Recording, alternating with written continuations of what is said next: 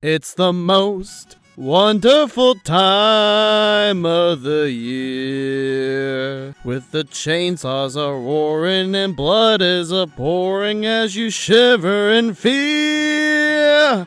It's the most wonderful time of the year. I'm Chris from Orlando, and this is my review of Halloween's Spooky Evenings. Cue jump scare! Did you miss me?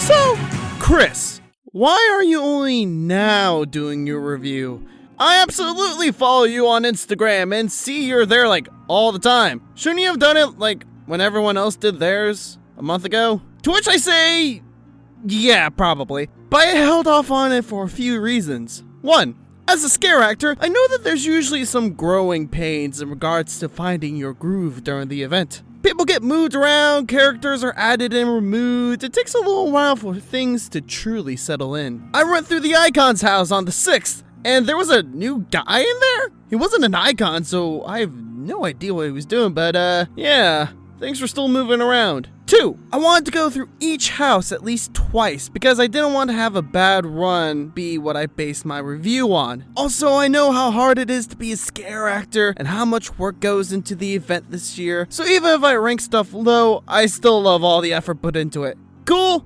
Cool. Let's get to it with the rankings for the scare zones. These are, of course, the different areas around the park where the scare actors are out and about and exposed to the Florida heat in those costumes. Oh lord, that sounds so rough. Number 5, 30 years, 30 fears. The reason why I put this at the bottom is because when I was putting together this list in my head, I kept forgetting to put this on there. It's a fun way to enter the park, to be sure, with the heavy metal blasting and whatnot, but like Frankenstein's monster, it feels kind of stitched together. There doesn't appear to be any rhyme or reason why these monsters were picked for the zone, and this felt like it was supposed to be a place to meet the icons? Maybe?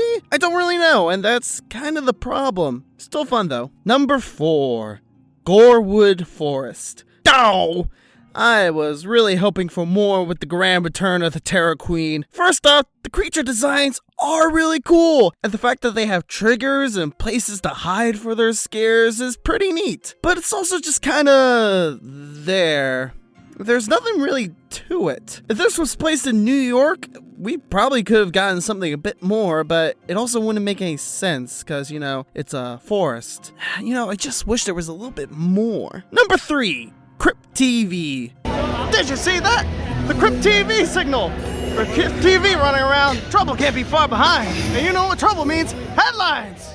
You know, I was excited that my YouTube brethren were getting their own zone, and holy crap, the creature costumes look like they just came out of the videos, which is exactly what you want from anything IP related. As a fanboy, I appreciate it, but it's also more of a photo op area than a scare zone, which was actually the same thing I said about the Rob Zombie area back in 2019. That was in the same area. I wonder if it's because of the limitations of the space. Regardless, it's still awesome to see these awesome creatures of the night get some love. Number 2, Seek and Destroy.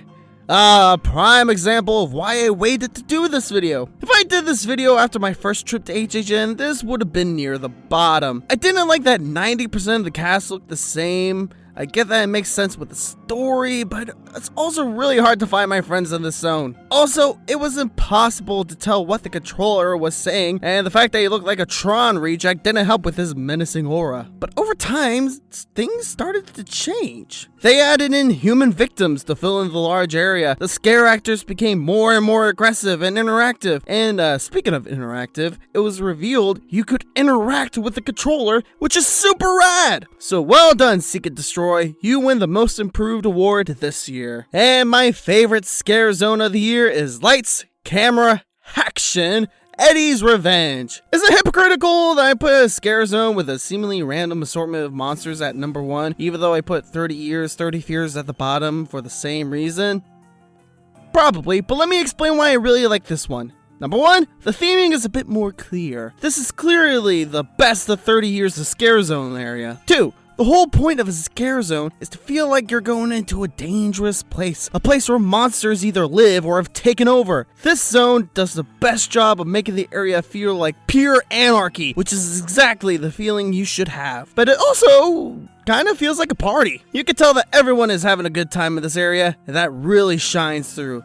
So well done, Eddie. Finally get your chance in the spotlight. And before we move on to ranking the houses, I'll briefly touch on the two shows. First is the Lagoon Show, Marathon of Mayhem, Carnage Factory. 2019's Marathon of Mayhem was a lot of fun, and this show is just as energetic. This show celebrates all the great stuff about this year's HHN, from the icons to Haunting of the Hill House to Texas Chainsaw Massacre.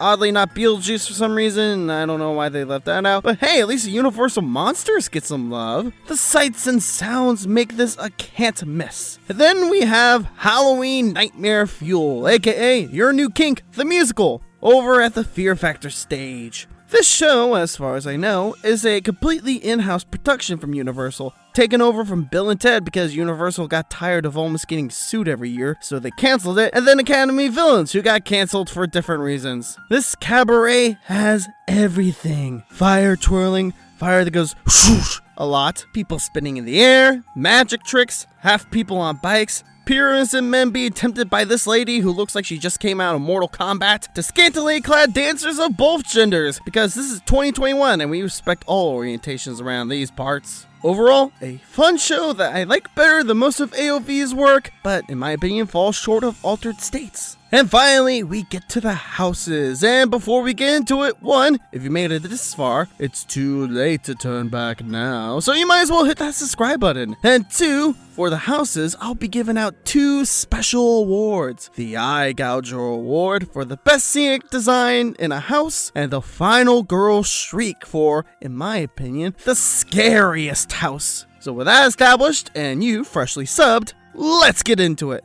Number 10. The Texas Chainsaw Massacre. Okay, look, I know that I appreciate all the hard work everyone does when it comes to putting a house together, but I just really don't like this house.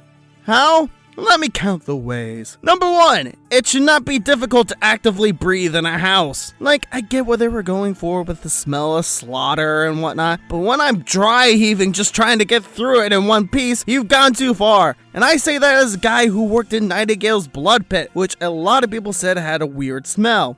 It's nothing compared to this. Second, not a lot happens in this house. Like, yeah, they have Leatherface all over the place, but because it's not a good idea to actually have a revving chainsaw in such close proximity, the noise is pre-recorded, and it's nothing compared to the actual noise of chainsaws in scare zones right outside. And to top it all off, in the finale, they have Leatherface jumping at you at all sides, but they're often coming at you at the same time, and it ruins the character integrity, which was the same problem I had with the Halloween 4 house a few years ago. I do like that they stole my idea to put Chop Top in the house, but I've had my fill of Sawyer Family Barbecue. Number 9. Revenge of the Tooth Fairy. One of the two houses that was featured in HHN Light last year, they pretty much kept everything the same from last year, except they changed the voice of the kid in the story at the beginning for some reason. What's up with that? I think the reason why this house doesn't really work for me is because of the design of the Tooth Fairies. Like, yeah, if this thing showed up at the foot of my bed in real life, I would still shit my pants, but in terms of HHN, as is, I don't think it's worth the quarter under your pillow. Number 8. Before we get into it, I will say the numbers 5 through 8 are very crowded territory and honestly might change by the end of the event. I say this to prepare you for the fact that number 8 is Beetlejuice. I know, I've been beating the give Beetlejuice a house you cowards drum just as long as anyone else, but I just ended up liking other houses more. Which is not to say that Beetlejuice isn't fun, because it absolutely is. Just don't go in expecting a lot of scares. It's cool to see iconic scenes from the movie, but near the beginning, a lot of it feels empty. But what I like I really like. I like that they have a mic'd Beetlejuice at the beginning to welcome people into the house. It has one of those rotating tunnels that always trip me out. It has one scare that's just Barbara in a ghost sheet, which I think is hilarious. And of course you had the iconic Tim Burton design style throughout, which I love, which is why this house is getting the Eye Gouger Award. Now to ponder why they don't play music from the musical in the queue. Number 7. Puppet Theater Captive Audience.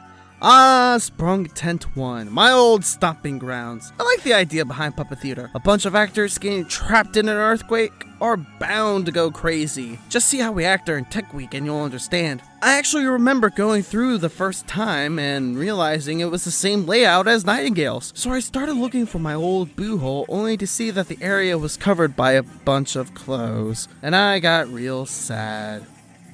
But then someone popped out and I was like, alright, awesome, well played. So I like all the different designs, sets, and puppets in this house, but the reason why it's not higher on the list is because it doesn't have that one big moment to really push it over the top. If it had a big iconic moment, this would have been a lot higher on the list. But it's still a lot of fun.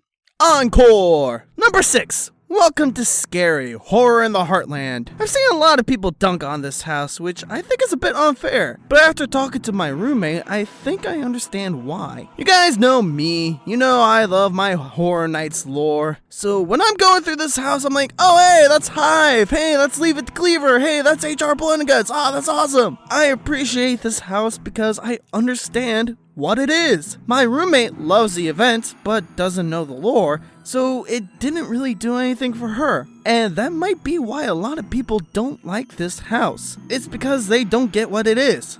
For contrast, in the Icons house, if you don't know who the icons are, you'll still understand them as you go through the house. This one, you have homework to do. To their credit, it seems like Universal has taken some steps to combat this by putting in ads and references to the house in the audio loop outside recently, but it could still be rough for newcomers. Me, however, I get what's going on, the scares are solid, and thus, I really like this house. Number 5. The Bride of Frankenstein Lives. The other house that was featured in HHN Light last year is a sight to behold, and probably the most well-rounded of all the houses. You want iconic characters? Everyone loves the bride, despite the fact she only shows up for 2 minutes in her own movie. Beautiful scenery? We got that with these awesome cathedral settings, and this terrifying one with a vampire getting her blood drained.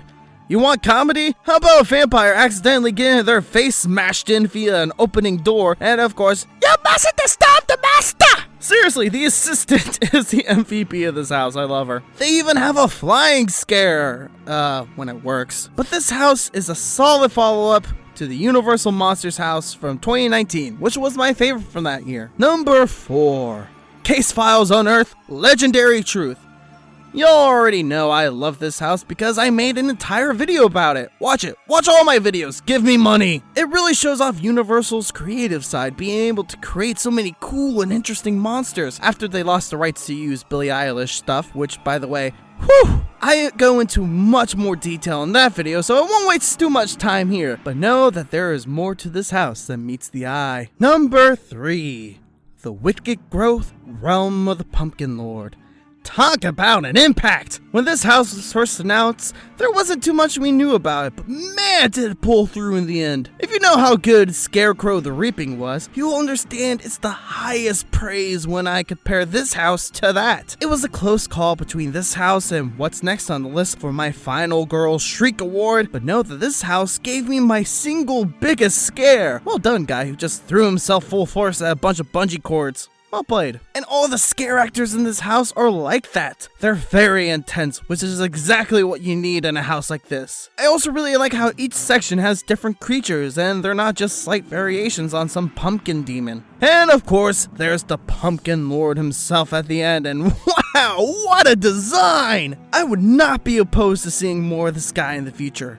Talk about a great pumpkin, Charlie Brown. Number 2. The Haunting of Hill House. It's not often an IB house is this high up on my list, but man, this house deserves it. I watched Hill House in full before the event, and man, they did a phenomenal job recreating it. As previously mentioned in the prior entry, this house gets my Final Girl Shriek Award for Scariest House because while the jump scares in Pumpkin might be better, the dread and horror is more constant throughout Hill House. Hello, two back-to-back pitch black soundproof hallways. It's always good to see you. The sound design in this house is awesome as well, especially in the first hallway with all the banging doors and loud noises getting you disoriented. While The Haunting of Hill House show might be a show that tackles mental illness, addiction, and what gets left behind, The Haunting of Hill House HHN House is just here to scare the crap out of you. And it succeeds on all fronts. And that just leaves my number one pick, HHN Icons Captured. So, is this the scariest house? No. Is this the best house? Maybe not. Is it everything I've ever wanted? Yes. Yes, so much. Just being able to see all the icons do their thing all together is a real treat for any HHN superfan. You see a whole bunch of details from their past, from kills they've done in commercials, to callbacks to past iconic scenes, to even revealing new stuff about some of the icons. While they weren't able to get the rights to use Bloody Mary, they still essentially had a room for her, which is nice to know that she isn't forgotten. And this house also has a repeatability factor because every time you go through, a different icon is on the throne at the end, and you want to go through one more time just to see if your favorite is the winner. Out of all the houses, I think this house best shows what makes Halloween Horror Nights great. And that's my list. What'd you think of my rankings? What was your favorite house and scare zone from the event this year? Leave them in the comments down below. And while you're down there, don't forget to hit that like, share, and subscribe button to help this channel grow. I'm Chris from Orlando, and man, I really want to be a scare actor again. Take care, y'all. One love. Don't hurt nobody.